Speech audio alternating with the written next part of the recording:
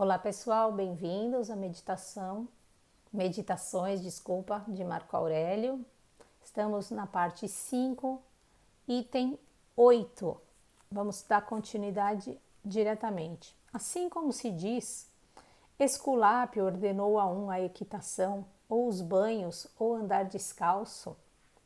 No mesmo sentido, se pode dizer, a natureza universal ordenou a alguém uma doença, uma debilidade, uma perda ou algo semelhante. Esculápio, né? O médico, né? No primeiro caso, ordenou significa pouco mais ou menos. O Deus designou a este homem tal tratamento como correspondendo ao seu estado de saúde. E no segundo, o que sucede a cada um foi-lhe designado como correspondente de algum modo, vou ler de novo. O que sucede a cada um foi-lhe designado como correspondendo de algum modo ao seu destino. Assim dizemos que os acontecimentos nos quadram, como os pedreiros dizem que as pedras da cantaria quadram nas muralhas ou nas pirâmides. Tá claro, né? Elas estão ali fazendo parte das muralhas, quando se harmonizam entre si de acordo com esta ou aquela combinação. Em suma, há apenas uma única harmonia, e tal como o mundo, este tão grande corpo se perfaz de todos os corpos. Igualmente o destino, esta tão grande causa se completa com todas as causas. O que adianto é bem compreendido até mesmo pelos mais ignorantes, porque dizem: o destino trouxe-lhe este acontecimento. Quer dizer que lhe era trazido, que lhe estava reservado. Aceitemos, pois, estes acontecimentos como as prescrições de Esculápio, o médico, né? Muita coisa, sem dúvida, é penosa nestes, mas façamo-lhes bom acolhimento, porque esperamos deles a cura. Encara a perfeição e a realização do que foi decidido pela natureza universal como encaras a tua própria saúde. Vou dar uma pausa aqui só para a gente comentar, né? Tá claro que quando temos uma doença, temos uma prescrição, seja qual for, aqui como ele está dando um exemplo, né? Tomar um banho quente, um banho frio, andar descalço, tomar uma injeção, um remédio, porque sabemos, né, que o médico está recomendando isso para no físico curar esta nossa doença. E se formos a um médico integrativo, se formos a um outro tipo de médico, que não apenas aquele que vai receitar um medicamento para a doença fim, ele vai tratar da causa, também estamos falando da mesma coisa, né? De alguém que está prescrevendo um medicamento para tratar e para curar. E aí ele está nos dizendo aqui, da mesma maneira, a providência divina, a grande lei, que é de harmonia, que equilibra tudo, o todo, com as partes que fazem parte do todo, tá claro, né? Eu falo parte porque somos parte dentro do todo, mas existe apenas o todo enquanto algo indivisível.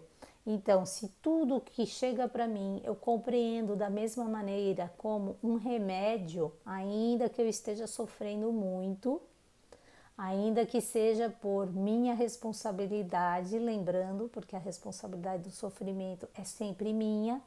Alguém fez alguma coisa para você, você está resolvendo sofrer, né? Lembra da questão da opinião? De repente a pessoa só podia fazer aquilo, aquilo era o seu melhor, ainda que tenha sido péssimo para você. Não é que não existem situações que não são ruins, que você sofra na sua vida.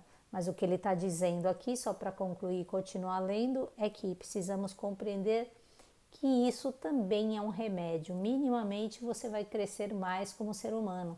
Talvez te ensine que você não pode confiar, por exemplo, cegamente em alguma pessoa, que você confiou cegamente, que você tem que ter discernimento, que você pode prestar mais atenção às palavras que estão te dizendo, porque se alguém fez alguma coisa de repente que você não esperava, ou é porque você não prestou atenção no que essa pessoa estava te dizendo o tempo todo, por exemplo, ou você não quis escutar, né?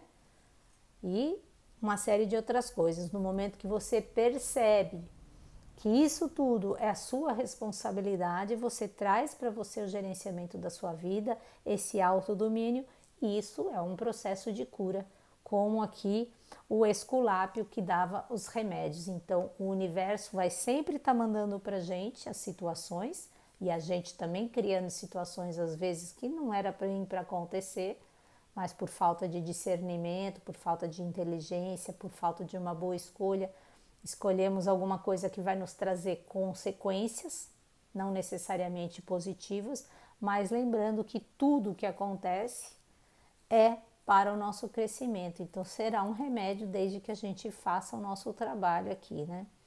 Continuando então. Vou voltar aqui um pouquinho. Acolhe bem tudo o que te sucede, mesmo se o achares um pouco duro, porque tem como resultado a saúde do mundo, a boa marcha e o sucesso de Zeus. Ele não teria trazido a esse homem este acontecimento caso isso não importasse ao todo. A natureza alguma produz, seja o que for, que não corresponde ao ser que ela governa. É preciso, pois, duas razões: estar satisfeito com o que acontece. Primeiro, estava feito para ti, estava-te ordenado, dizia-te respeito de certo modo por decisão de cima, como parte de uma cadeia que remonta às mais veneráveis causas. Em segundo lugar, o que acontece em particular a cada um condiciona para aquele, com a letra maiúscula, que governa o todo, o seu bom andamento, a sua perfeição e por seu Zeus a sua própria existência. O universo é como que mutilado por pouco que se subtraia à conexão e ao encadeamento das causas, quer as suas partes. Ora, rompes este encadeamento tanto quanto depende de ti, quando estás descontente com os acontecimentos e, em certo sentido, destrói-los. O universo, ele é uma cadeia ordenada. Tudo o que acontece tem um sentido. Aqui está claro. Tem um sentido diretamente para nós, esse sentido na nossa vida, que é uma cura, que é para nossa evolução, para nossa tomada de consciência, às vezes dos nossos defeitos, às vezes de algumas outras coisas que precisamos corrigir, né? As nossas imperfeições, vamos dizer assim.